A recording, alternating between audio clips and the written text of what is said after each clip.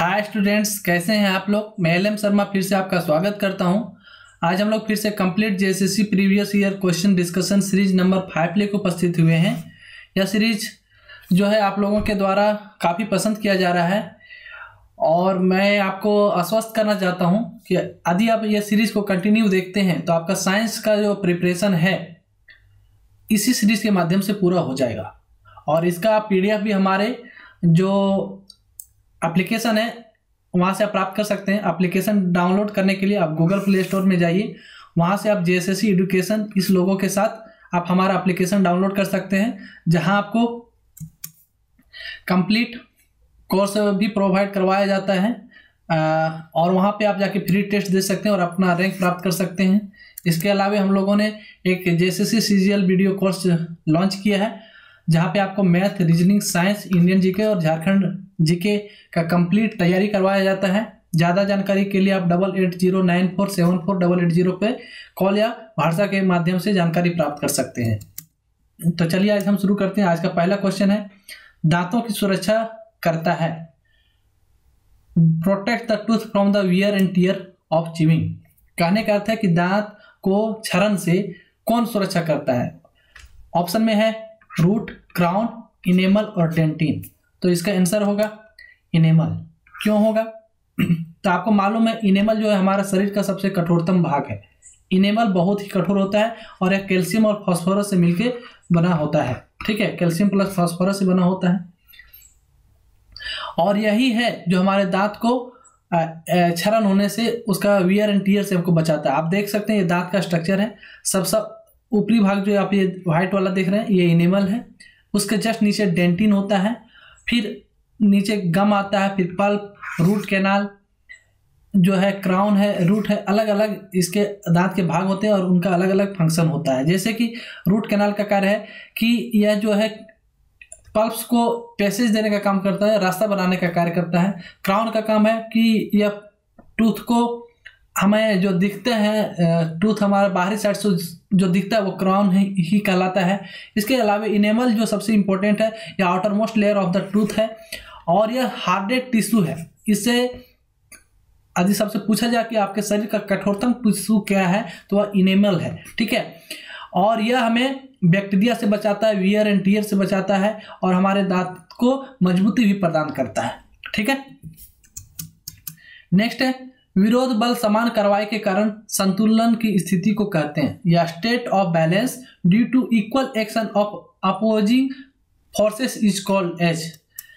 अर्थात जब विरोध बल जो है जिसमें समान संतुलन की स्थिति पैदा होती है उसे हम किस फोर्स के नाम से जानते हैं?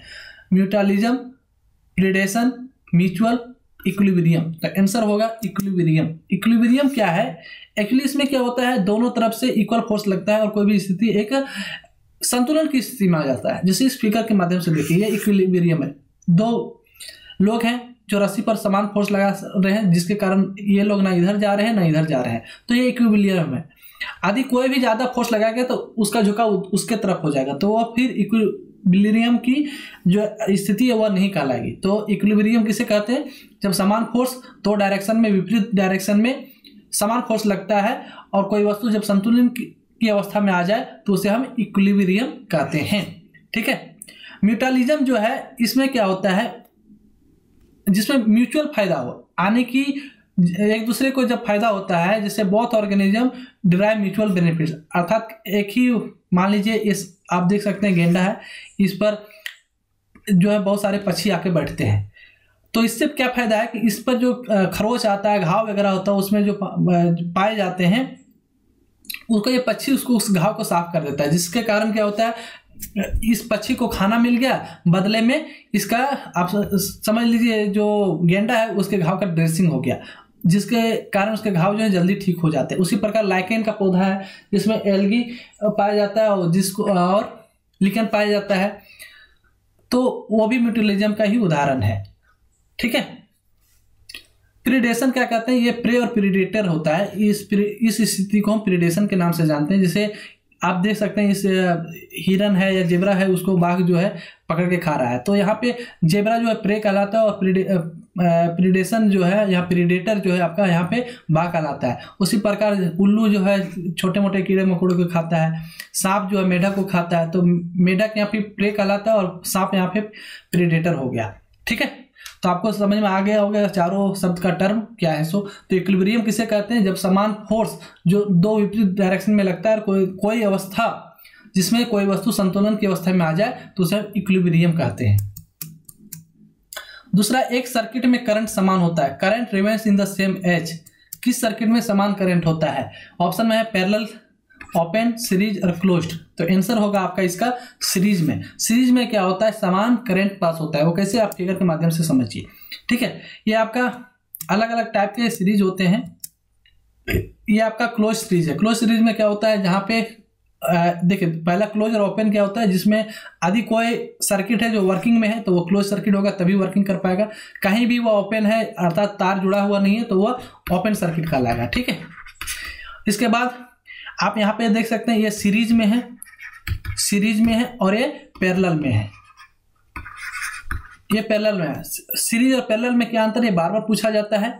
तो सीरीज और पैरेलल में क्या अंतर है कि इसमें देखिए एक भी बल्ब फ्यूज होता है। जैसे आप दिवाली में जो बल्ब लगाते हैं या क्रिसमस का जो बल्ब वगैरह होता है, टिमटिमाने वाला सजावट वाला जो लाइट होते हैं, वो सारे सीरीज में जुड़े होते हैं। एक भी बल्ब फ्यूज होता है तो सारे बल्ब खराब हो जाते हैं। ठीक है, लेकिन पैरेलल में जो घर में हमारा पंखा टीवी वगैरह लगा होता है वो पैरेलल में नहीं होता है। मान लीजिए वो इस टाइप में, वो पैरेलल में होते हैं, वो सीरीज में नहीं होते हैं।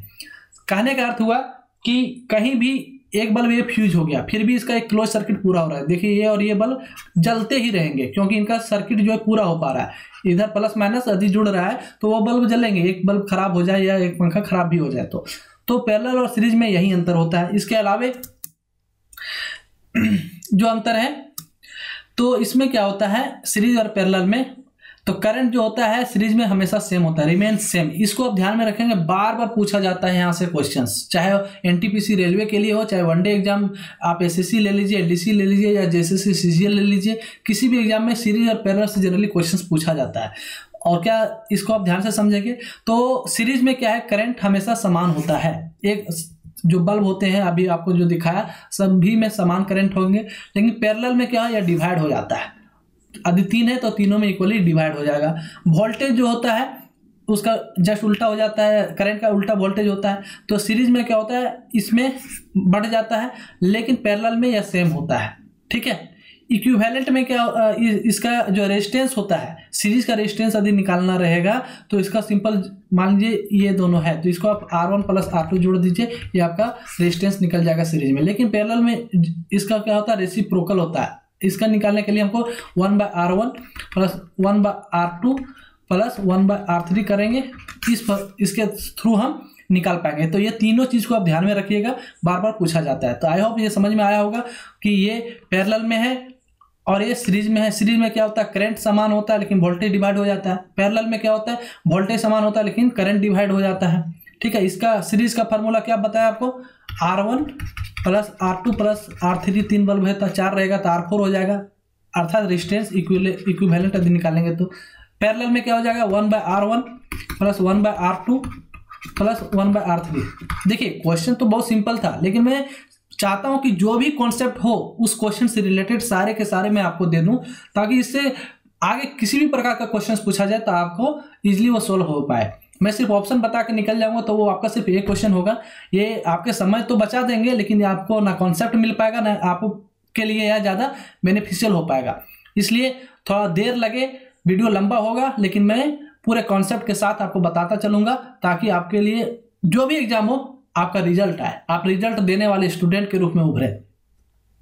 नेक्स्ट क्वेश्चन है, सबसे हल्की ठोस धातु है लाइटेस्ट सॉलिड मेटल। सबसे हल्की धातु है, ऑप्शन में है निकेल, हाइड्रोजन, लिथियम और हीलियम। ठीक है, तो इसका आंसर हो जाएगा लिथियम। बहुत कोई सोच रहे होंगे हीलियम, नहीं, यहाँ गौर से देखिए, यहाँ धातु बोला गया है मेटल, लाइटेस्ट सॉलिड मेटल बोला गया है। यहाँ लाइटेस्ट एलिमेंट बोलता तब हम हीलियम दे सकते थे, लेकिन हीलियम गैस है, वह मेटल नहीं है। तो शब्दों के खेल को समझिएगा, जल्दीबाजी में यदि आप ऑप्शन टिक करते हैं तो गलत होने की संभावना बढ़ जाती है।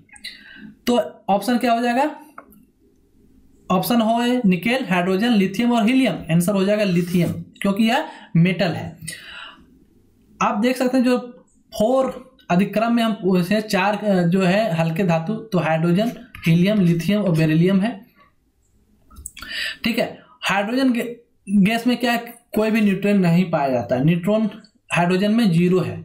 यदि पूछा जाए कौन से इनमें से कौन से तत्व में न्यूट्रॉन की संख्या 0 है, तो वो हाइड्रोजन में न्यूट्रॉन की संख्या कितना है, 0। ठीक है, हीलियम में 2 है, हीलियम में 2 है, क्यों है, जैसे आप जानते हैं परमाणु संख्या प्रोटॉनों की संख्या के बराबर होती है, न्यूट्रॉन की जो संख्या प्रोटॉनों की संख्या के बराबर होती है, इसलिए हीलियम में न्यूट्रॉन और प्रोटॉन 2 हो जाएंगे। लिथियम जो है, लिथियम में जो है 4 पाया जाता है न्यूट्रॉन। ठीक है, उसी प्रकार निकेल का परमाणु संख्या 10 होता है। तो इस प्रकार से आप इसे देख सकते हैं। नेक्स्ट क्वेश्चन देखते हैं। पीएच का पूर्ण रूप है, pH stand for potential of helium, protein of hydrogen, power of hydrogen और पोटेंशियल ऑफ हाइड्रोजन। देखिए इसमें आप कंफ्यूज नहीं होंगे, कोई स्टूडेंट पावर ऑफ हाइड्रोजन भी बोल सकते हैं और कोई स्टूडेंट सोच रहे होंगे पोटेंशियल ऑफ हाइड्रोजन सही है, लेकिन आपको मैं बता दूं दोनों सही है, दोनों होता है, पावर ऑफ हाइड्रोजन भी होता है और पोटेंशियल ऑफ हाइड्रोजन होता है। तो फिर आप सोच रहे होंगे कि सर इसमें दोनों दे दिया तो हम टिक कैसे करेंगे, तो मैं आपको बता दूं यदि दोनों दिया हो तो आप पोटेंशियल ऑफ हाइड्रोजन को ही हमेशा टिक करेंगे। ठीक है, पोटेंशियल ऑफ हाइड्रोजन को ही टिक करेंगे यदि दोनों दिया हो तो। ठीक है, आदि पोटेंशियल ऑफ हाइड्रोजन नहीं दिया है तो आप पावर ऑफ हाइड्रोजन टिक करेंगे तो आपका आंसर सही हो जाएगा।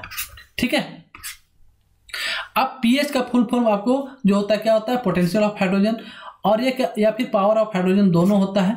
ठीक है, और पीएच स्केल का प्रयोग किया जाता है जिससे हमको कोई लिक्विड या कोई पदार्थ जो है एसिड है कि अल्कलाइन है कि न्यूट्रल है ये पता कर चलता है। यदि किसी पदार्थ का जो पीएच मान है यदि 7 से ज़्यादा है तो वह अल्कलाइन होगा। ठीक है, क्या होगा, अल्कलाइन होगा। 7 से कम है तो वह एसिडिक होगा और 7 के बराबर है तो वह न्यूट्रल होगा। मैं अपने जो वीडियो कोर्स का क्लास है उसमें इस सब चीज़ को बहुत ही अच्छे से मैं डिस्कस किया हूँ, इतने अच्छे से मैं डिस्कस किया हूँ कि जो भी हमारे स्टूडेंट अभी ये वीडियो को ठीक है, तो आप देख सकते हैं कि जो गैस्ट्रिक जूस होता है उसका पीएच मान लगभग 2 के बराबर होता है, टोमेटो जूस का पीएच मान लगभग 4 के बराबर होता है, ह्यूमन जो यूरिन है हमारा जो पेशाब है उसका जो पीएच मान होता है 5 के आसपास में होता है, प्योर वाटर जो न्यूट्रल होता है और इसका पीएच मान 7 होता है, ये पूछा गया है एग्जाम में। ह्यूमन ब्लड भी पूछा गया है, इसका पीएच मान 7.4 होता है।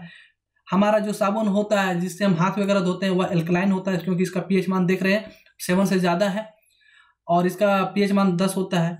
हाउस होल्डिंग जो ब्लीचिंग होता है उसका पीएच मान 12 होता है और ये एल्कलाइन प्रकृति का होता है। तो आप क्या ध्यान में रखेंगे कि 7 से ज़्यादा एल्कलाइन, 7 के बराबर न्यूट्रल और 7 से कम है यदि तो वह एसिडिक प्रकृति का होगा। और पीएच का फुल फॉर्म क्या होता है, पोटेंशियल ऑफ हाइड्रोजन भी होता है, पावर ऑफ हाइड्रोजन भी होता है, दोनों रहे तो पोटेंशियल ऑफ हाइड्रोजन को टिक करेंगे। नेक्स्ट है, किसी गैस की बदबू सड़े हुए अंडे की तरह आती है। ऑप्शन में दिया है मीथेन, सल्फर, हाइड्रोजन सल्फाइड और सल्फाइड। आंसर होगा हाइड्रोजन सल्फाइड, क्योंकि हाइड्रोजन सल्फाइड का देख सकते हैं वह सड़े हुए अंडे की तरह होता है। मेथिलनाइल का ये और इसका जो होता है वेजिटेबल सड़े गले जो होते हैं उसके जैसा या फिर लहसुन के जैसा इसका स्मेल होता है। डाइमिथाइल सल्फाइड का पत्ता गोभी के टाइप का होता है लेकिन यह खुशबूदार होता है जिसके कारण उसका स्मेल जो है व्यक्ति को पसंद आता है। इसके अलावा मीथेन का जो है वह यह कलरलेस होता है, इसमें कोई गंध नहीं होता है और यह एक्सप्लोसिव प्रकृति का होता है। उसी प्रकार कार्बन मोनोऑक्साइड के बारे में पूछा जाए तो यह भी कलरलेस होता है, इसमें भी कोई गंध नहीं पाया जाता है और यह एक्सप्लोसिव भी होता है और जहरीली भी होता है। कौन, कार्बन मोनोऑक्साइड। कार्बन मोनोऑक्साइड जैसे अब कार का धुआं हो गया वहाँ फिर यह जो ईंट वगैरह पकता है वहाँ पे भी पाया जाता है, अर्थात ऑक्सीजन की उपस्थिति में, ऑक्सीजन के अनुपस्थिति में, in the absence of oxygen आदि कोई चीज जलता है, अर्थात जहाँ पे ऑक्सीजन अच्छे से नहीं पहुंच पाता है वहाँ पे कार्बन मोनोऑक्साइड का उत्सर्जन ज्यादा होता है। ठीक है, और यह जहरीली गैस होता है, यदि यह हमारे हीमोग्लोबिन से बहुत जल्दी घुल जाता है जिसके कारण यह खतरनाक हो जाता है। आप लगातार यदि कार्बन मोनोऑक्साइड को स्मेल कर रहे हैं तो यह आपके स्वास्थ्य के लिए बहुत ही खतरनाक हो जाता है, ज़्यादा होने पर मृत्यु भी हो सकती है। कार्बन डाइऑक्साइड जो है यह भी कलरलेस होता है और यह जो है थोड़ा इसका तीक्ष्ण गंध होता है और यह भी जहरीला होता है। हाइड्रोजन सल्फाइड जो है यह भी कलरलेस होता है, लेकिन इसका जो स्मेल है आपको बताया सड़े हुए अंडे की तरह होता है और यह भी एक्सप्लोसिव होता है और जहरीली होता है। नेक्स्ट क्वेश्चन है, रेत और सिलिकेट का मिश्रण है। रेत और सिलिकेट का मिश्रण है, ऑप्शन में दिया है आपका कैल्शियम, ग्लास, कार्टाइज और माइका।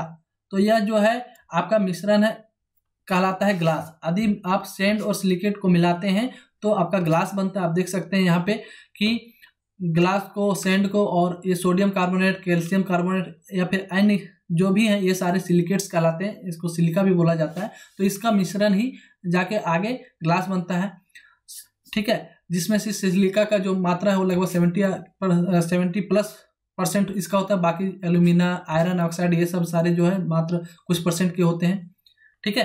तो ग्लास जो होता है बना होता है किसका, सैंड का, सोडा का, लाइमस्टोन का, डोलोमाइट, ये सारे मिला के, सोडियम सल्फेट, ये सब मिलके ग्लास का निर्माण करते हैं। अलग अलग ग्लास जैसे चमकीला ग्लास या किस प्रकार का ग्लास बनाना है उसके अनुसार उसमें हम ये जो है उससे मिलाया जाता है, लेकिन उसका सिलिका मेन कंपोजिशन होता है। Dry ice is an example of. Dry ice किसका एग्जाम्पल है, डिपोजिशन का, इवोपोरेशन का, सब्लिमेशन का या फिर कंडेंसेशन का। तो ड्राई आइस जो है एग्जाम्पल है आपका सब्लिमेशन का। किसका, सब्लिमेशन का। सब्लिमेशन का यदि आपको और एग्जाम्पल पूछा जाए तो ड्राई आइस हो गया, सॉलिड आयोडीन भी जो है सब्लिमेशन का ही एग्जाम्पल है, अमोनियम क्लोराइड भी सब्लिमेशन का ही एग्जाम्पल है, नेफ्थलीन जो है ये भी सब्लिमेशन है। सब्लिमेशन कहते किसको है उस चीज को आप अच्छे से समझिएगा। आदि कोई सॉलिड बिना लिक्विड में चेंज किए हुए वह सीधा गैस में बदल जाए तो वह जो है सब्लिमेशन कहलाता है। जैसे सॉलिड से सीधा गैस, वह लिक्विड में नहीं आता है। जैसे कपूर भी आप देख सकते हैं, उसको आप जलाइए सॉलिड रहेगा, वो लिक्विड में नहीं चेंज होता है, सीधा वह गैस में परिवर्तित हो जाता है, तो वह सब्लिमेशन का है। उसी प्रकार dry ice, solid iodine, ammonium chloride, naphthalene, ये सारे जो है सब्लिमेशन के एग्जाम्पल हैं।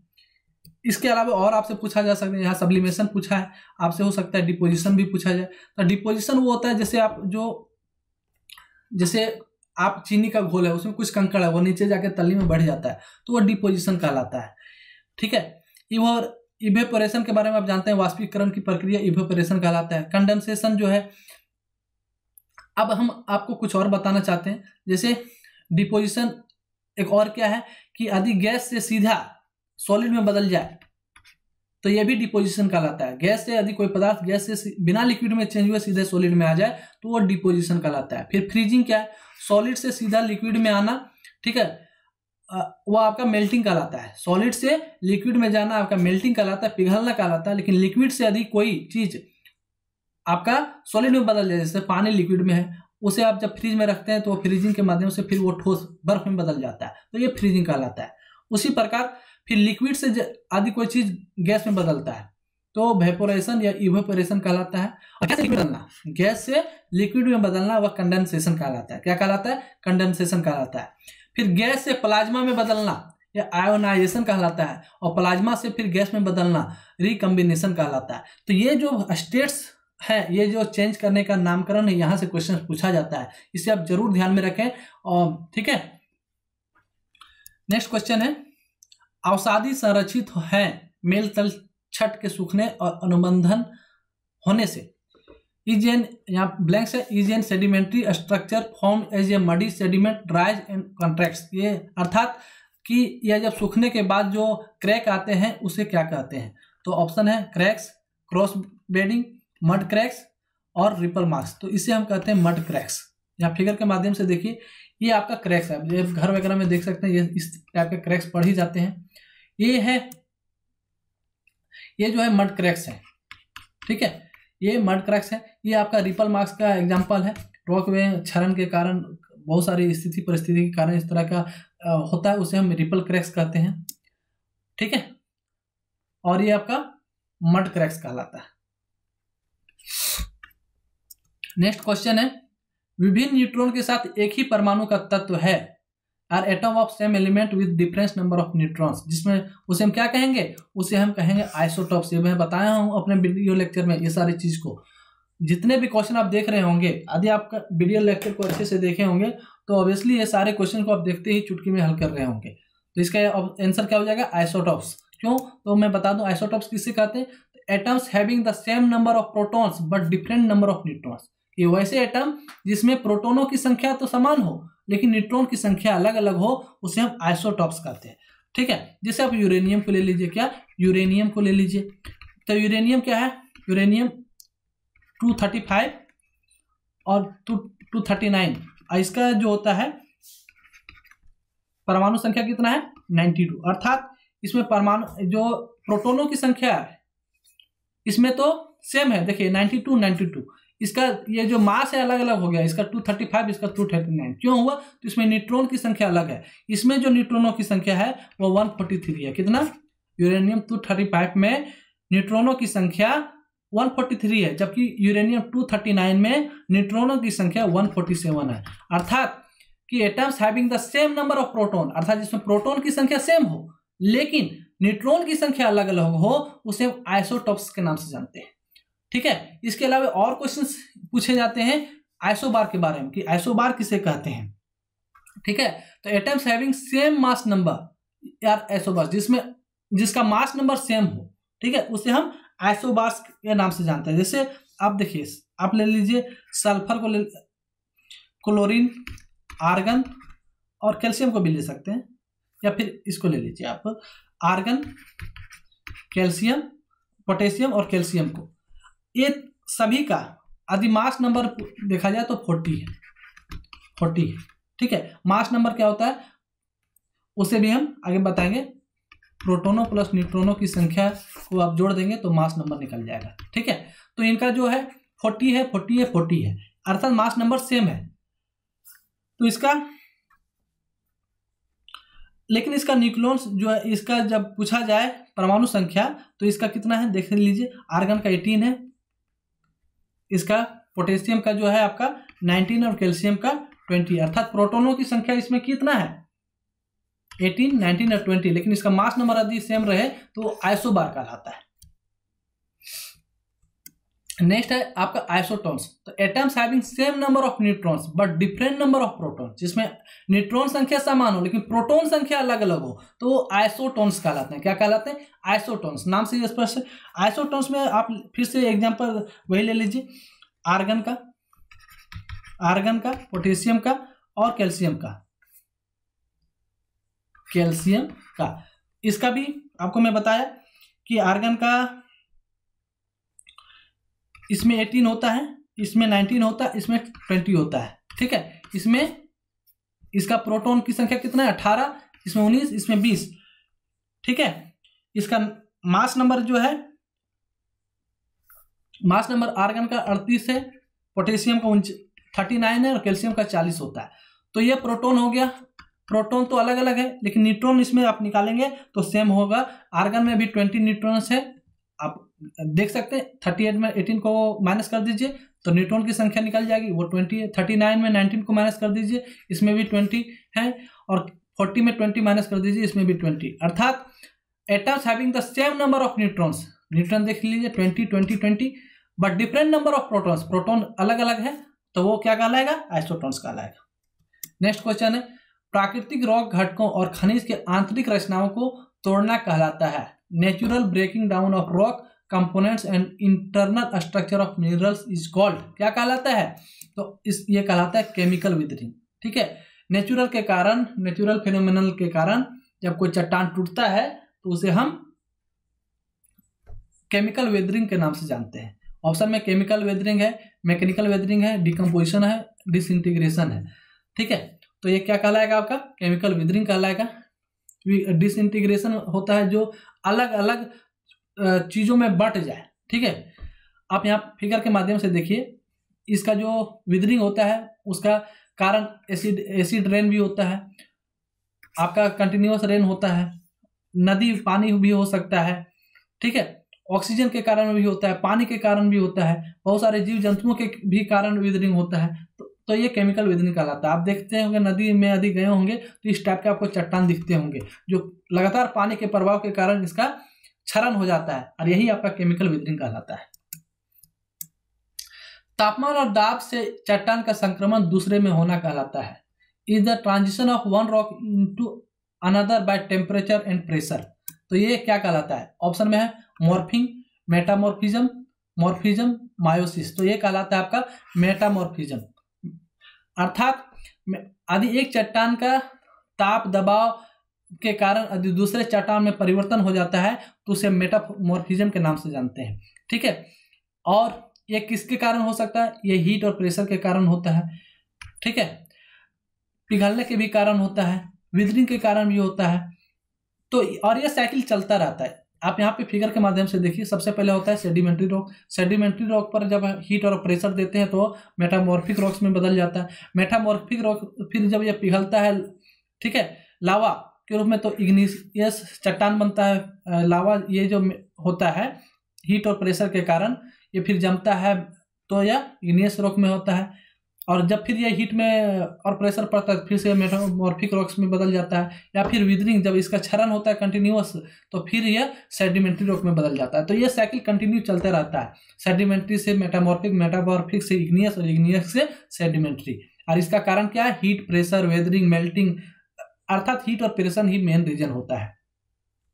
इसके भी कारण होता है कि प्रेशर और टेम्परेचर भी अलग अलग हो सकते हैं। Low temperature, low pressure, high temperature, low pressure, low temperature, high pressure, या फिर हाई प्रेशर और हाई टेम्परेचर, अलग अलग जैसा उस पर टेम्परेचर प्रेशर पड़ता है उसके अनुसार उसका कायांतरण होता है। नेक्स्ट है centrioles are only found in, option में दिया है plant cell, animal cell, human cell and micro cell. Option, तो इसका आंसर क्या हो जाएगा? Animal cell. जो सेंट्रियोल्स है जनरली एनिमल सेल में ही पाया जाता है। Centrioles are found in single cilia and flagella in animal cell and some lower plants. जो है कुछ छोटे छोटे जैसे पेड़ पौधे में सेंट्रियोल्स नहीं पाए जाते हैं, बड़े पेड़ पौधे में नहीं पाए जाते हैं, छोटे पेड़ पौधे में पाया जाता है। ठीक है, और एनिमल सेल में ही यह पाया जाता है। और सेंट्रियोल्स यार यह जो है ट्यूब्स के आकार, मैक्रो ट्यूब्स, एकदम पतला पतला और छोटा ट्यूब के रूप में होता है। फिगर में देखिए, ये आपका सेल है, इसमें आप ये जो आप देख सकते हैं ये आपका सेंट्रियोल्स है। क्या है? सेंट्रियोल्स है, और यह एनिमल सेल में पाया जाता है। और आप जानते हैं, आपको सेल में बहुत अच्छे से पढ़ाया हूँ, और उस स्ट्रक्चर में आपको माइटोकॉन्ड्रिया, गोल्गी बॉडी, राइबोसोम का क्या वर्किंग है, लाइसोसोम का क्या वर्किंग, सारे चीज़ को, इंडोप्लाज्मिक रेटिकुलम का क्या फंक्शन है, ये सारे चीज़ को मैं बहुत ही अच्छे से डिस्क्राइब किया हूँ। ठीक है, सारी चीज़ को यहाँ पे नहीं बता सकता क्योंकि वीडियो बहुत ही लंबा हो जाएगा।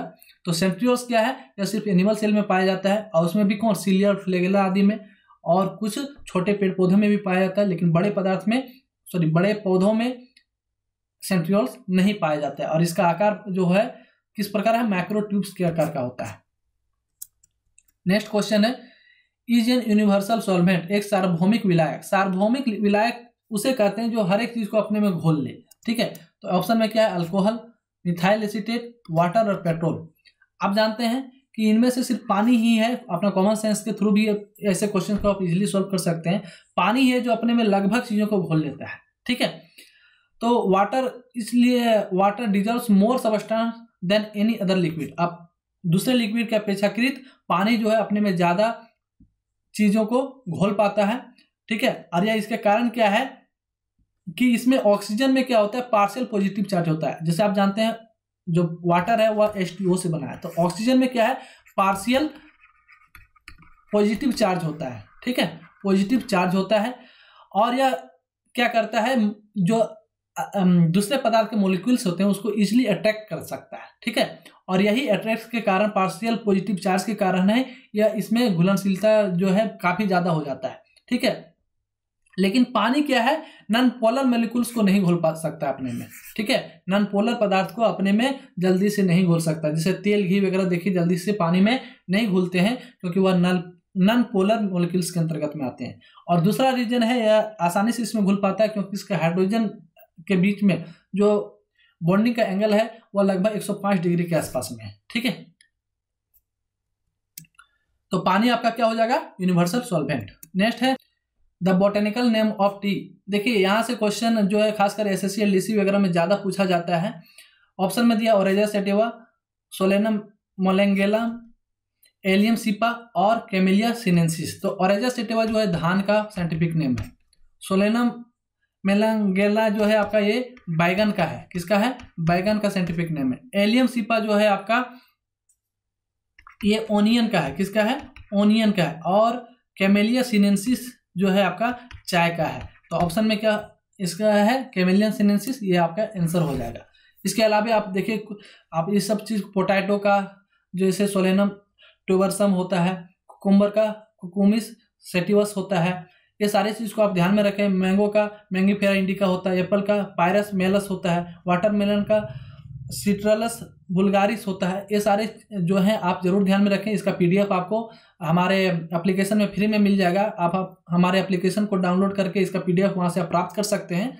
और ये सब चीज़ को आप जरूर में ध्यान में रखें, ये सब फेवरेट है, पूछा ही पूछा जाता है। ठीक है, यदि आप थोड़ा मेहनत नहीं करेंगे तो इतने इजी क्वेश्चन जो स्टैटिक टाइप के होते हैं वो आपका स्किप हो जाएगा। और यही 1-2 मार्क्स होता है जो किसी भी एग्जाम में सफलता और असफलता का कारण बनता है। जो फेल्योर स्टूडेंट और पास स्टूडेंट में अंतर होता है 1 से 2 नंबर का ही होता है, उसमें ज़्यादा अंतर नहीं होता है। आप 1 नंबर से फेल होते हैं या 1 नंबर से पास होते हैं। तो ये सब छोटे छोटे चीज़ को ही आप कवर करके अच्छे रैंक ला सकते हैं, अच्छे मार्क्स ला सकते हैं। नेक्स्ट है a protein found in granules of maturing seeds and tubers.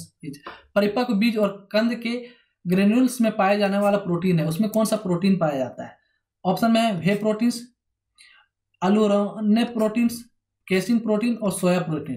तो इसका आंसर हो जाएगा आपका अलूरोने प्रोटीन्स।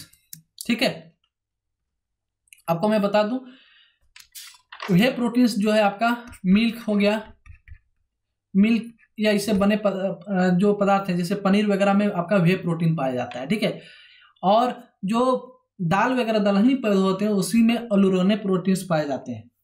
ठीक है, इसके अलावा केसिन प्रोटीन भी आपका दूध में ही पाया जाता है। सोया प्रोटीन जो है आपका सोयाबीन से बने पदार्थ में पाया जाता है। सोयाबीन हो गया, सोयाबीन का तेल वगैरह में सोया प्रोटीन वगैरह पाया जाता है। नेक्स्ट क्वेश्चन है गॉड पार्टिकल को भी कहा जाता है, the God particle is also known as, इसका दूसरा नाम क्या है? ऑप्शन में Higgs, boson Higgs, good particles, Higgs boson. ठीक है, तो इसका आंसर हो जाएगा हिग्स बोसोन। ठीक है, आप कंफ्यूज नहीं होंगे, गॉड पार्टिकल को हिग्स बोसोन के नाम से भी जानते हैं। क्यों? और इसका नाम जो पड़ा था एक पीटर हिग्स महोदय हैं, उन्हीं के नाम पर पड़ा। इन्होंने 1964 में इसके बारे में बताया था, लेकिन इसका जो रिसर्च के माध्यम से 2012 में इस पर मोहर लगी कि नहीं, गॉड पार्टिकल्स या फिर के नाम का भी कोई चीज़ होता है। और उन्हीं के आदर में इसका जो दूसरा नाम हिग्स बोसोन भी रखा गया। ठीक है, और ये 2012 में आप सुने होंगे, 2000 आदि आपको याद होगा, एक LHC मशीन था, लॉर्ड हैड्रॉन कोलिडर मशीन था, जिस समय यह बताया गया था कि यह इतना पावरफुल होने वाला है कि पृथ्वी नष्ट हो जाएगा, सभी लोग मर जाएंगे वगैरह वगैरह। ठीक है, तो वही उसी रिसर्च में यह पता चला था कि गॉड पार्टिकल्स के बारे में।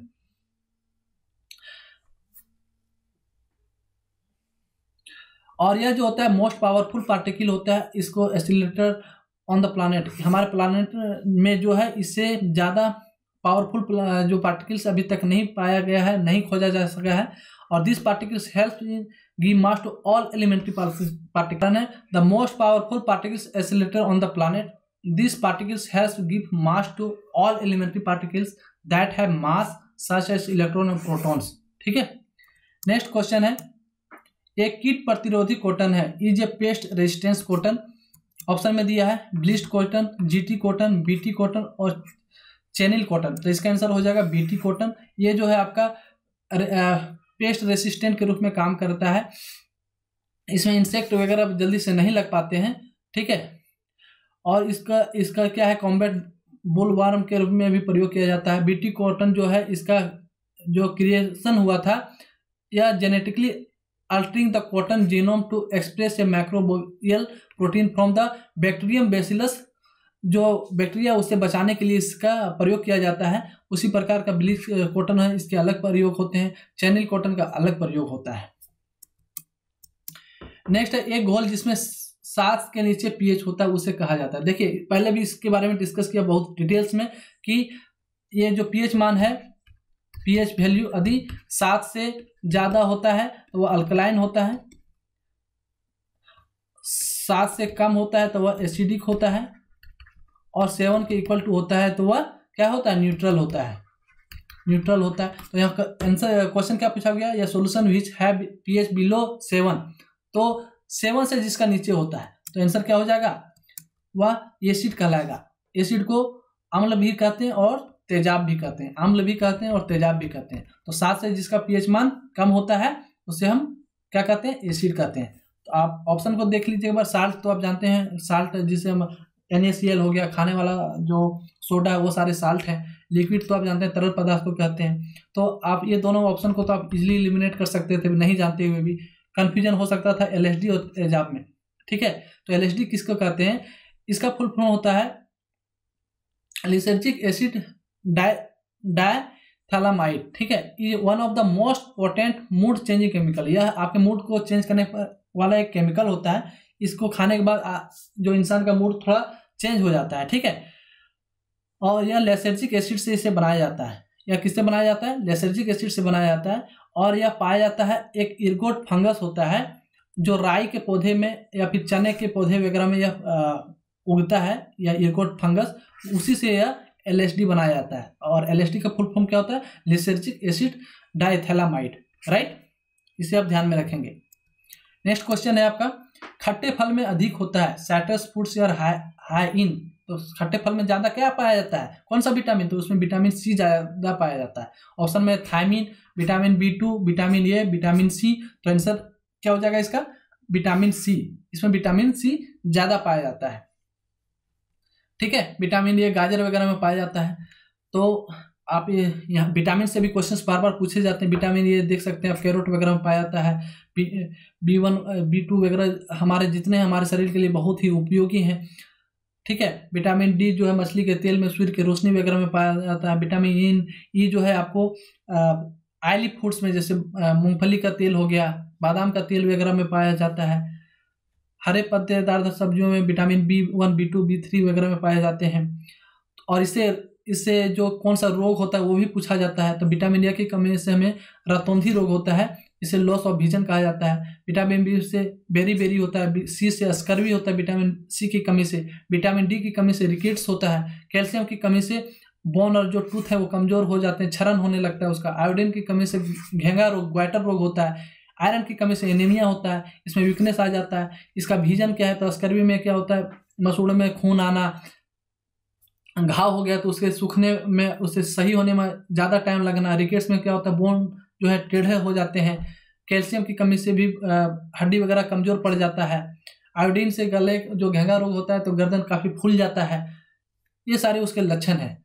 ठीक है, आई होप आपको ये सीरीज बहुत ही पसंद आया होगा। आपके ये मात्र 20 क्वेश्चन में आपको लगभग 100+ क्वेश्चन इजीली आपको कवर हो गए होंगे। और इसी तरह आप यदि लेक्चर को अच्छे से देखते जाते हैं तो यकीन मानिए आपका इसी सीरीज में साइंस का लगभग पोर्शन कंप्लीट हो जाएगा। बार बार एक ही सीरीज में देखते हैं, बहुत सारी चीज़ें रिपीट हो रही है।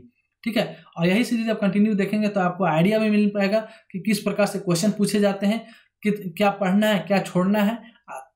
ये सारी चीज़ें इजीली आप समझ पाएंगे। ठीक है, तो आज के क्लास में इतना ही। ज़्यादा जानकारी के लिए फिर से मैं बता दूं आपको कि हमारा यदि वीडियो कोर्स ज्वाइन करना चाहते हैं तो दिए गए नंबर से संपर्क करके आप इसमें जानकारी प्राप्त कर सकते हैं। आपको यहाँ पे math, reasoning, science, Indian GK और झारखंड जीके का कंप्लीट पैकेज दिया जाता है।